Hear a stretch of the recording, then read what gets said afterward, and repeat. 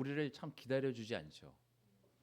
저는 매일 제 입에서 떠나지 않는 말이 있습니다. 시간이 이렇게 빨리 가다니, 내 나이가 벌써 이렇다니.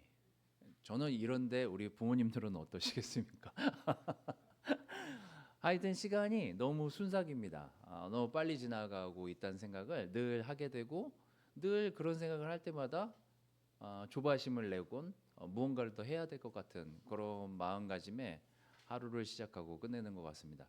여러분의 2025년은 어떠신지 모르겠습니다만 이제 며칠 남지 않은 이 시간들을 잘 정리하시기를 바라겠습니다. 오늘 신앙점검 마지막 시간을 무엇으로 할까? 저도 곰곰이 생각하다가 제목을 막 이렇게 저렇게 하고 오늘 아침에 이제 드디어 정했습니다. 아침에 바꿨어요. 어제까지 제목을 딱 했는데 오늘 아침에 이게 맞겠다라는 생각이 들어서 오늘은 우리 모두 예수님에 대하여 생각을 해보고 정리를 해볼까 싶어가지고 우리 신앙점검 마지막 시간으로 요한복음 13장 1절에서 8절 말씀을 보면서 예수님의 마지막에 대해서 우리가 보면서 우리의 마지막을 한번 생각해보는 그런 시간을 좀 가지려고 오늘 요한복음 13장 말씀을 좀 내용을 좀 정리 좀 해왔습니다. 오늘 제목은 예수님에 대하여라고 제가 제목을 정했고요. 여러분에게 이 질문을 또 드릴 수밖에 없습니다. 이제 뭐 25년이 끝은 우리에게 아니지만 항상 그 한 해의 마지막이 되면 한 번쯤 생각해 보게 되는 내 인생의 마지막은 나는 어떻게 지낼까?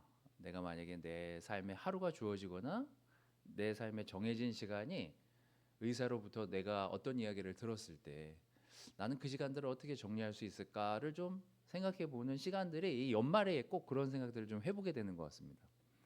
만약에 여러분에게 1박 2일 나는 정말 이제 빼도 박도 못하고 내일이라는 시간이 도래하면은 이제 주님께 가야 돼요.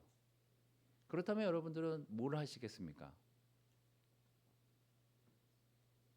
생각을 많이 안 해보셨군요. 주변 정리를 하겠죠. 네. 또 뭘 하실까요? 맛있는 걸 먹으실 겁니까? 죽는다는 걸 와이프한테 알려준다고요? 네? 비밀 계좌 비밀번호? 와이프 별로 안 좋아할 것 같은데? 좋아해요? 없으면 어떻게? 자, 또 계좌 비밀번호도 알려주고 그래, 너 다 가져라 이거죠. 난 필요 없다. 또 예? 건강을 삶을 다시 한번 체크해보고 저도 그럴 것 같아요. 내가 뭐 잘못했던 건 없나? 누구에게 실수했던 것들은 없을까? 누구에게 용서를 구할 일은 없을까? 내가 혹시라도 사랑한다고 말을 했었어야 되는데 못했던 사람은 없을까? 이렇게 주변을 좀 정리할 것 같은 생각을 좀 해보게 됐습니다. 제가 이 생각을 하면서 그럼 예수님의 마지막은 어떠셨을까? 오늘 여러분들이 읽는 그 성경 구절에는 예수님이 잡히시기 바로 전날 상황이거든요.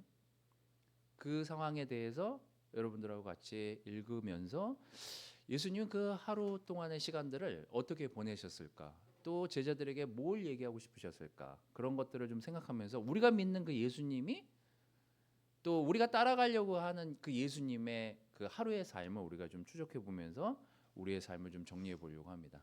같이 한번 읽어 보도록 하겠습니다. 2페이지입니다. 오늘도. 자, 시작. 예수께서는 자기가 이 세상을 떠나서 아버지께로 가야 할 때가 된 것을 아시고 세상에 있는 자기의 사람들을 사랑하시되 끝까지 사랑하셨다. 저녁을 먹을 때 악마가 이미 시몬 가롯의 아들 유다의 마음속에 예수를 팔아넘길 생각을 불어넣었다.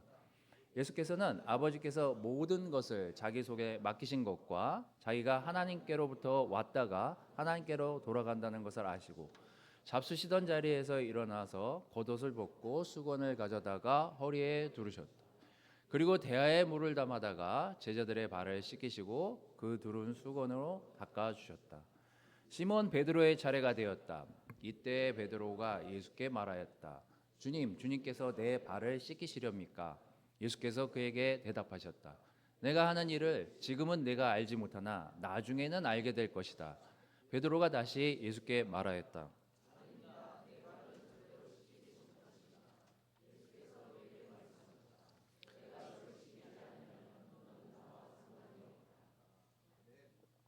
네. 저희 교회도 제자 훈련을 한동안 굉장히 많이 했던 교회에 속합니다. 뭐 과할 정도로 제자 훈련을 하다시피 했고 거의 일주일에 뭐 제자들을 거의 매일 만나면서 살다시피 한 시간들도 저도 기억을 합니다. 예수님도 끝까지 제자들을 훈련시키고 싶으셨고 제자들에게 끝까지 당신이 원하고 가고자 하는 방향이 무엇인지에 대한 이야기를 하고 싶으셨던 것 같아요. 그래서 무언가를 말씀을 전하고 싶어 하셨습니다.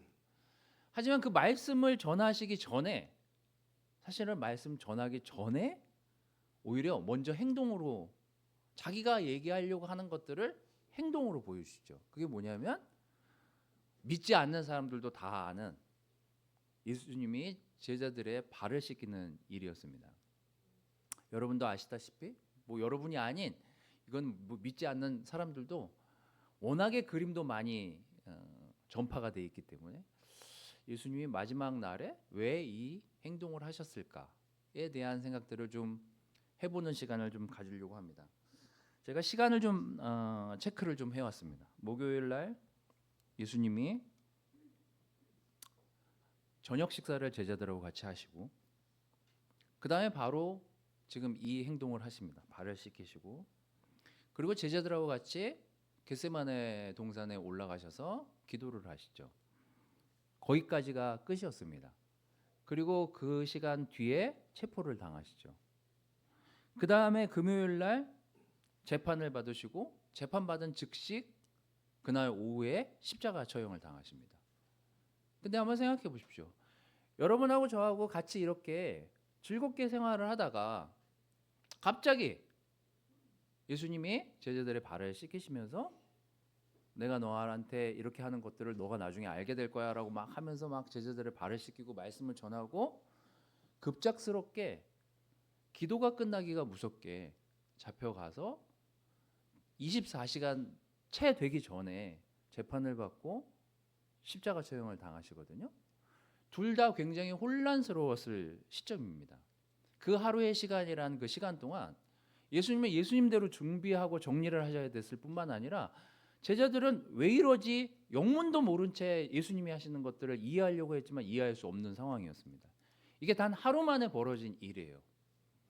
여러분이라면 어떻습니까? 여러분이라면 그 하루 동안에 여러분에게 주어진 그 삶의 시간 동안 내가 이제 내일 죽는데 뭘 많이 전달해야 될 것 같고 뭐 많은 메시지를 제자들이 아직도 다 알지 못하는 것 같아서 얘기를 해줘야 될 것만 같은데 시간이 얼마 남지 않았다는 것을 이미 알고 계셨어요. 그 상황에 여러분이라면 어떻게 무엇을 정리해서 전달할 수 있었을까?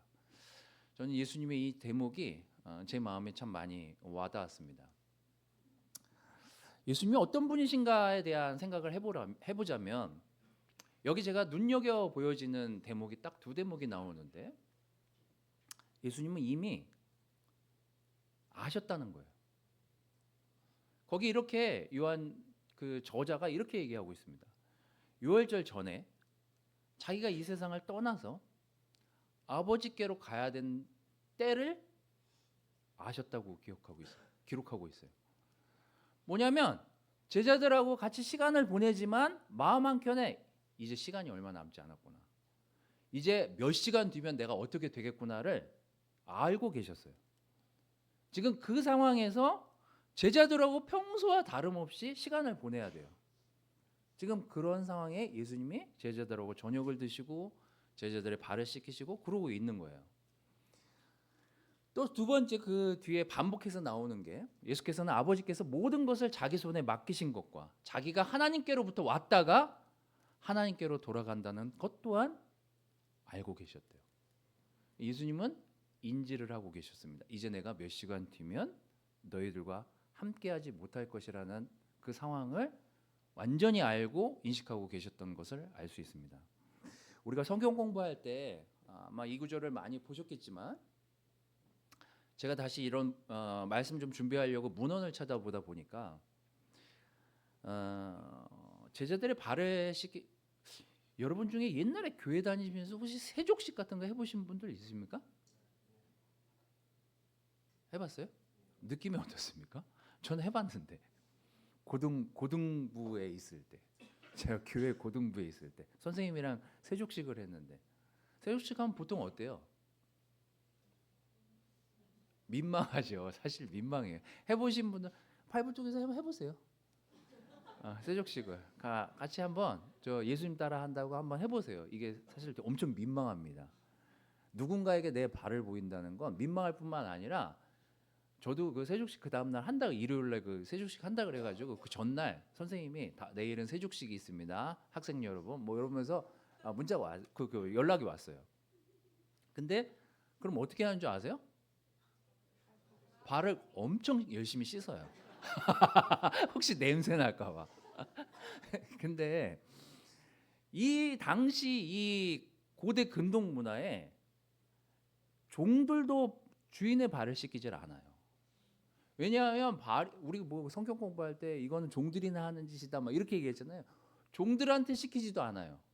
왜냐하면 주인도 그 발을 내밀기가 부끄럽고, 뭐 남학신 같은 걸 신고 다녔기 때문에, 여러분 뭐 중세 그 시대 역사 이런 스토리 같은 거 여러분 내용 보시면 아시겠지만, 위생관념이 생긴 지가 1,200년도 안 돼요, 여러분. 그래서 뭐 배설물이니 뭐니 그냥 막 성에서 막 이따가 점심 드실 텐데 죄송합니다만, 응가고 뭐고 막 그냥 거기서 싸면 막 그냥 도로에 막 그냥 있는 거예요. 막 똥 뭐 이런 거, 배설물, 그다음 먼지 뭐 이런 거. 그러니까 집에 들어왔을 때는 이미 자기 발은 이거는 자기가 씻어도 더럽다고 생각할 정도의 발을, 그거를 예수님이 제자들한테 발을 내놓고 닦아주려고 하니, 제자들 입장에서 이게 무슨 짓인가? 왜 예수님이 이렇게까지 하나? 이 종들도 안 하는 짓을 왜 예수님이 하나? 베드로가 반발을 할 만한 상황이었어요, 사실은. 예수님이 발을 내놓으라고 하고 닦으시죠. 근데 그런 분이 우리의 주님이었다는 거. 완전한 하나님의 인격을 가지고 있으시면서 완전하게, 이거는 인간으로서 이렇게까지 하실 수 있나 싶을 정도의 완전 반전의 성격을 가지고 계신 분이 하나님이시라는 거. 그래서 제가 1장부터 이 장면이 오기 전 12장까지 여러분들이 읽어보시면 이게 이 요한복음이 굉장히 잘 정리가 되어 있습니다. 완전 드라마도 이런 드라마가 없어요. 1장부터 12장까지는 대부분 곳곳에 이런 내용이 있습니다. 6장 38절 39절, 자기가 온 뜻에 대해서 처음에 얘기하세요, 예수님이. 그리고 이걸 누누이 사람들한테 밝힙니다. 6장 38절 39절에 이렇게 얘기해요. 내가 내 뜻을 행하려고 하늘에서 내려온 것이 아니라 나를 보내신 분의 뜻을 행하려고 왔기 때문이다. 나를 보내신 분의 뜻은 내게 주신 사람을 내가 한 사람도 잃어버리지 않고 마지막 날에 모두 살리는 일이다. 내가 가지고 이 땅에 온 목적은 단 하나. 여기 있는 누군가 단 한 사람이라도 하나님을 알고 하나님 안에서 구원받게 하기 위함이 내 계획이고 목적이다. 이게 예수님이 누누이 사복음서의 제자들과 주변에 있는 사람들을 만나면서 누누이 하셨던 얘기예요. 그래서 요한복음 1장에서 12장을 여러분들이 천천히 읽어보시면 1장에서 12장까지는 신적인 하나님의 아들 예수님에 대한 얘기가 굉장히 많이 나옵니다. 그 내용들이 몇 개의 구절들에 나와 있어요. 제가 이제 그래서 가져왔습니다. 여기 요한이 예수님을 처음 본 순간, 예수님 보고 나서 이렇게 얘기해요. 나는 그것을 보았습니다. 그래서 나는 이분이 하나님의 아들이라고 증언하였을 뿐만 아니라 거기 있는 모든 사람들이 그 예수님의 하늘에서 내려온 그 성령의 빛을 보고 그분이 주님이시라는 것을 알게 됐다. 이런 내용들이 있습니다. 3장 2절에도 우리는 선생님이 하나님께로 오신 분임을 압니다. 4장 42절, 우리가 그 말씀을 직접 들어보고 이분이 참으로 세상의 구주이심을 알았기 때문에 우리가 그분을 따릅니다. 이런 내용이 있습니다. 12장 13절, 이제 예수님이 예루살렘에 입성하실 때도 사람들이 이제 그 예수님이 누군지를 알고 그에게 이렇게 얘기합니다. 호산나, 주님의 이름으로 오시는 이에게 복이 있기를, 이스라엘의 왕에게 복이 있기를. 많은 사람들이 이제 예수님이 하나님의 아들이라는 확신이 가득 차 있었어요. 그리고 여러분 사복음서를 보십시오. 바리새파나 제사장들이나 율법학자나 처음에 예수님을 인정하지 않았던 사람들이 아니에요. 긴가? 민가? 막 이랬어요. 처음에는. 신적인 것 같은데 어떻게 저렇게 사람들을 낫게 하고 죽은 사람 어떻게 살리지? 엄청 신기하고 엄청 관심을 가졌어요. 예수님에 대해서. 근데 언제 삐뚤어졌는지 아십니까? 근데 메시아인데 분명히 자기가 봤을 때는 신적인 능력이 있는 분 같은데 이상하게 죄인들하고 식사를 해요. 이상하게 같이 어울려서 신이 같이 어울려서는 안 되는 사람들하고 자꾸 어울려. 그리고 그들하고 만남을 갖고 그들 집에 가서 자고 식사를 하는 걸 보면서 돌아서게 돼요. 그들하고 갈라진 건 그쯤이에요. 그 전까지는 이들이 긴가민가 했어요. 이야, 저 능력을 봐서 진짜 하나님의 아들 같은데? 메시아 같은데? 계속 의심했거든요. 근데 예수님이 가난한 사람들하고 식사를 하고 죄인들하고 함께 있는 걸 보면서 거기서 돌아서요. 그러면서 이 지경을 맞닥뜨리게 됩니다. 권능자이고 능력이 있으셨지만 예수님은 겸손하신 분이셨어요. 그리고 그분이 우리에게 낮아진 상태로 오셨기 때문에 사실 우리가 예수님의 자녀로 이 자리에 있을 수 있었던 거예요. 예수님이 똑같이 그 제사장과 율법학자들처럼 그들의 율법대로 살았다면 어떻게 우리를 만납니까? 어떻게 우리랑 식사를 하고 어떻게 우리의 발을 닦아줄 수 있었겠어요? 제가 진짜 재밌어하는 드라마는 또 영화는 설마 이 사람이 라고 했던 그 사람이 범인이었을 때 그게 사실 꿀잼이에요. 요즘 그 주토피아 2 나왔다는데 제가 아직 보진 않았는데 저는 만화 영화를 볼 때도 만화 영화 저도 만화 영화 되게 좋아하거든요. 만화 영화도 제일 재밌는 게 진짜 반전이 있을 때 제 주토피아 1 보셨어요, 여러분? 그놈이 범인일 줄 누가 알았겠습니까? 그게 완전 반전이거든요. 인크레더블. 자기가 도와줬던 그놈이 앙심을 품고 이렇게 막 괴롭힐 줄 누가 알았겠어요. 근데 예수님이 사실 뭐 우리 MBTI 좋아하니까 예수님의 MBTI가 뭐였을까? 여러분 예수님의 MBTI는 뭐였을까요?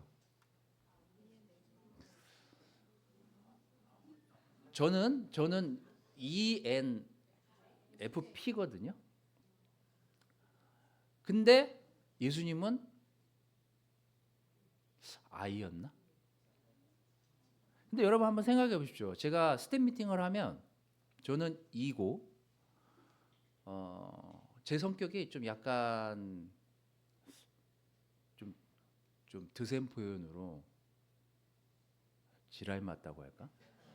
이게 지금 제가 찬동 목사랑 우리 조윤정 자매는 엄청 힘들어할 성격이에요. 이분들 이 성향이 있지만 I에 가까운 분들이거든요. 그래서 제가 어떤 계획을 이렇게 막 하고 중간에 뭐 계획대로 안 돼. 그럼 거기서 막 바꿔요. 근데 이분들은 계획이 됐는데 바꿔 내가. 그럼 이제 그걸 맞춰야 되잖아요. 말은 못 하고. 그러니까 또 그걸 가서 또 하느라고 또 애를 먹어요. 속으로는 욕을 하고 있을지도 모르겠죠. 박찬동 목사님 막 일을 하면서 완전 계획적이고 논리적이고 엄청 섬세하거든요. 그러니까 저는 막 계획을 세웠다가 계획이 하루아침에 막 계획대로 또 안 될 때가 있잖아요. 저는 전혀 안 힘들어요. 그럼 그 자리에서 또 바꾸면 되니까. 그래? 그럼 여기서 다시 이렇게 해. 저는 이게 되는데 이 두 분이 이제 이런 게 엄청 힘들거든요. 그러니까 이게 저랑 같이 일하면서 애를 많이 먹을 뿐만 아니라 스트레스 엄청 받는 사람들인 거죠. 제가 스트레스를 주고 싶어서 주는 게 아니라 제 성향이 그래요.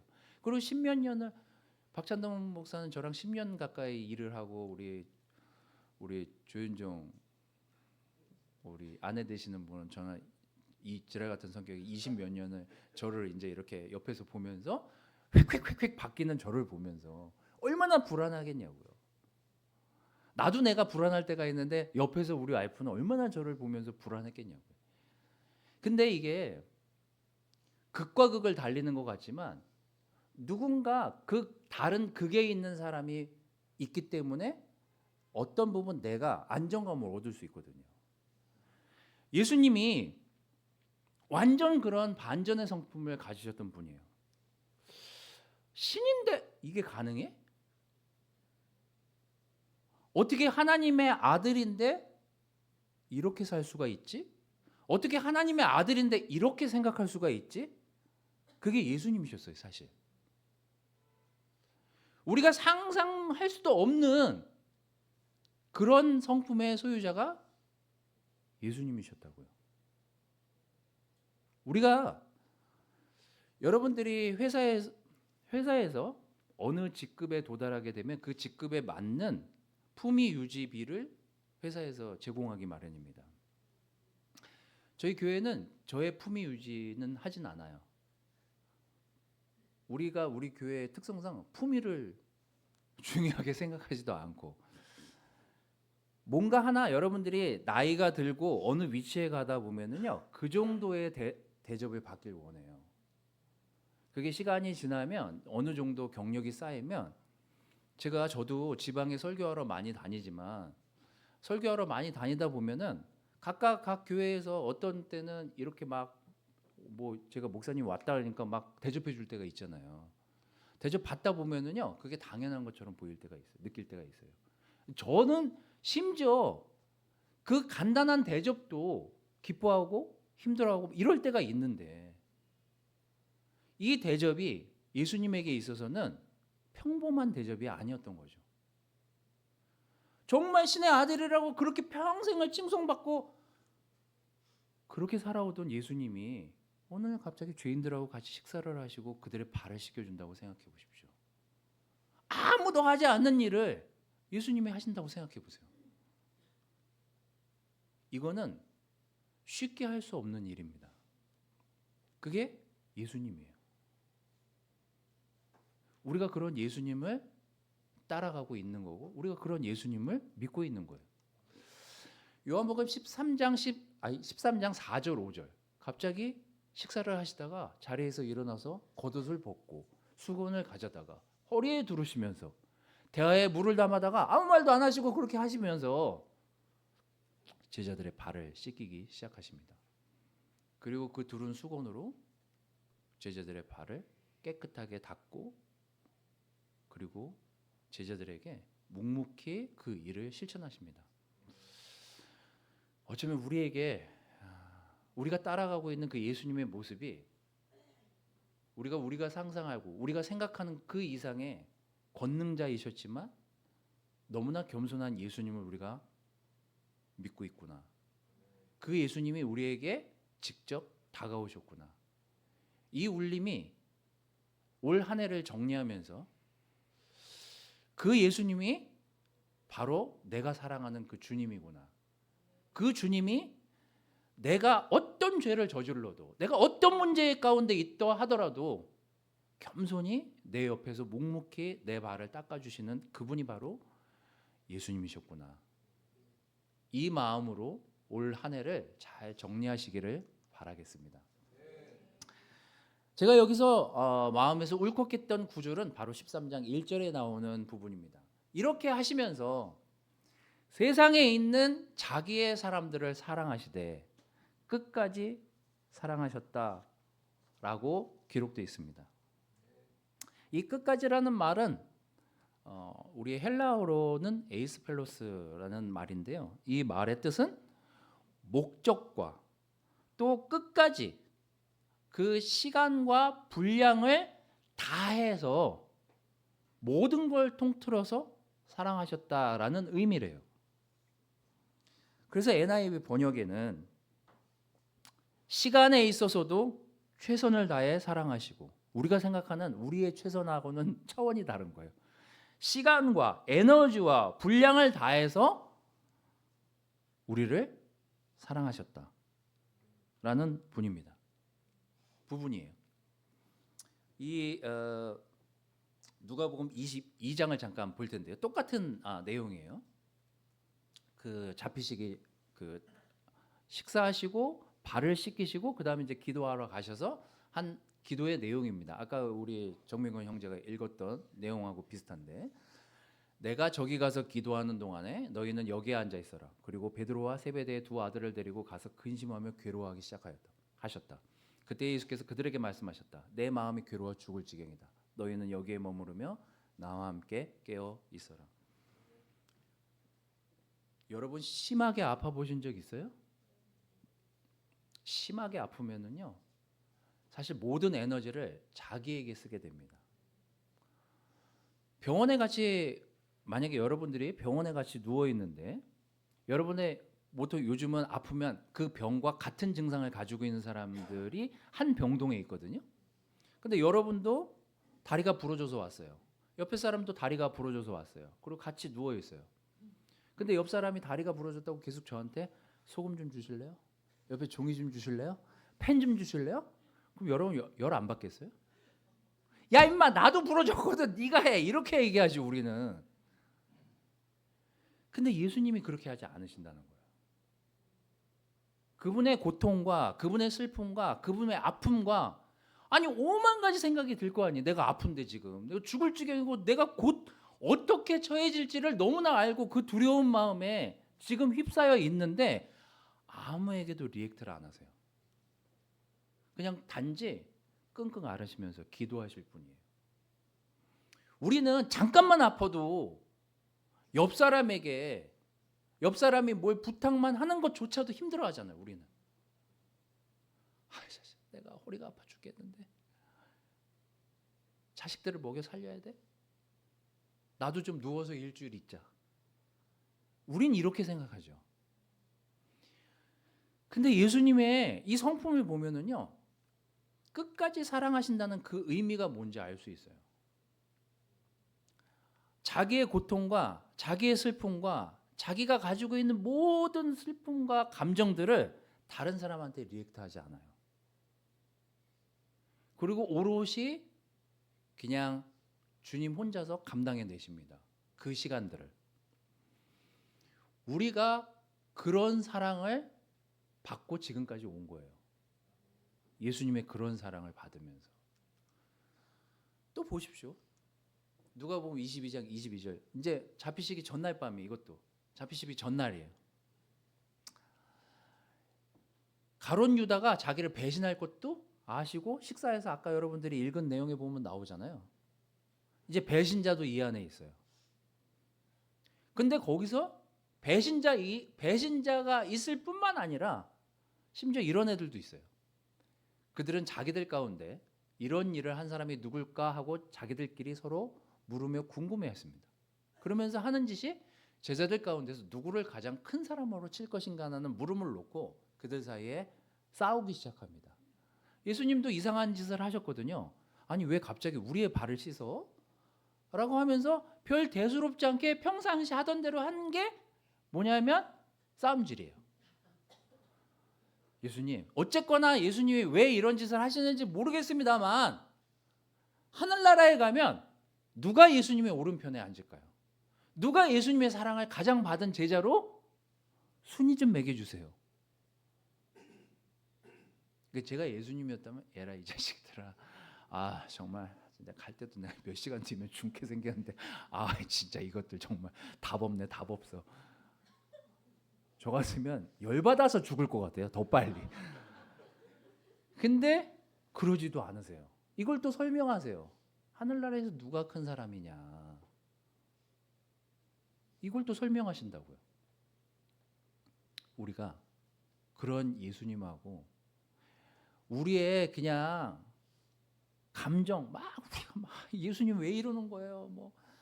저는 뭐 왜 이렇게 안 되는 거예요? 제 인생 왜 이렇게 안 풀려요? 우리는 당장 오늘 아침에만 좀 안 풀려도 불평하잖아요. 당장 올해 뭐 내가 하려던 프로젝트나 진급이나 내가 하려던 어떤 계획이 무산됐을 때 우린 그것 때문에 낙심하고 힘들어하고 예수님 왜 나한테 이러십니까? 왜 나만 이렇게 졸졸졸졸 먹구름이 따라다니나요? 이러면서 우리는 예수님한테 기도하고 징징거리진 않나요? 우리가 이 제자들의 모습과 별반 다를 바 없는 그런 사람들이었습니다. 근데 예수님이 그것도 다 받아주세요. 아까 그 헬라어가 의미한 대로 시간은 시간대로 분량은 분량대로 이 땅에 있는 동안 끝까지 우리를 사랑하시려고 했다는 거. 그 끝까지는 우리가 무슨 짓을 하든 우리가 어떤 지경에 머무르든 하나님은 우리를 포기하지 않으실 거라는 거. 저는 이게 주는 안정감이 올 한 해를 마감하면서 우리에게 정말 주님이 어떤 분인가, 나를 얼만큼 사랑하셨나, 나를 얼만큼 끝까지 내가 무슨 일을 어떤 상황에 놓여 있던지 간에 끝까지 나를 사랑해 주실 수 있는 분이구나. 우리가 그런 것에 대한 안정감으로 예수님과 함께 이 한 해를 잘 마감했으면 좋겠습니다. 제가 우리 리더십 트레이닝 할 때 마지막으로 우리 형제들 자매들하고 함께 읽었던 구절입니다. 바울은 이걸 알았던 사람이에요. 예수님이 어떤 분이셨고 예수님이 나를 어떻게 인도해 오셨는지, 내가 어떤 상황에 놓이든지 간에 예수님은 나를 어떻게 인도해 주실지에 대한 분인지를 명확히 정확히 알고 있었던 사람입니다. 오늘 이 바울의 고백이 저와 여러분의 고백이 되기를 바랍니다. 로마서 8장 38절 39절을 다 함께 읽으면서 정리하도록 하겠습니다. 자, 다 같이 읽도록 하겠습니다. 시작.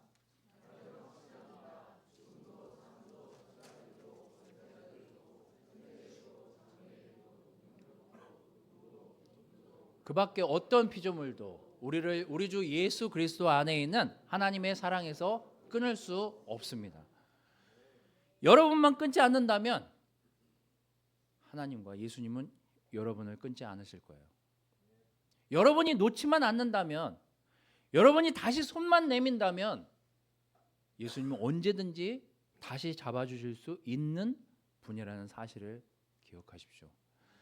전능자이시고 하나님의 아들이지만 그분은 겸손하셨고 그분은 죄인인 우리에게 끊임없이 다가오셔서 내가 너랑 같이 갈 거다. 내가 네 발을 씻길 거고 너의 그 더러워진 그 마음과 몸을 내가 닦게 내버려 둬라. 그게 내가 너희를 위해서 이 땅에 온 이유다. 여러분, 우리가 손만 놓지 않는다면 26년, 27년 여러분이 죽는 그날까지 예수님은 여러분의 손을 놓지 않으실 거예요. 마지막까지, 그 마지막 날 잡히시기 전, 십자가에 돌아가시기 전까지 예수님이 하신 그 행동은 무엇이었냐면 끝까지 제자들을 사랑하시는 일이었습니다. 저는 그런 예수님과 우리가 함께 가고 있다라는 거에 대한 안정감을 갖고 올 한 해를 잘 마감하시면서 바울이 가진 그 확신을 여러분들이 가셨으면 좋겠습니다. 우리에게 있는 능력도 주님에게서 나온 것이고 우리가 가진 그 마음가짐도 주님과 함께 그 마음가짐으로 올 한 해를 잘 마감하면서 그 확신으로 우리 26년을 준비하시는 여러분들이 되시기를 바라겠습니다. 말씀 마치도록 하겠습니다.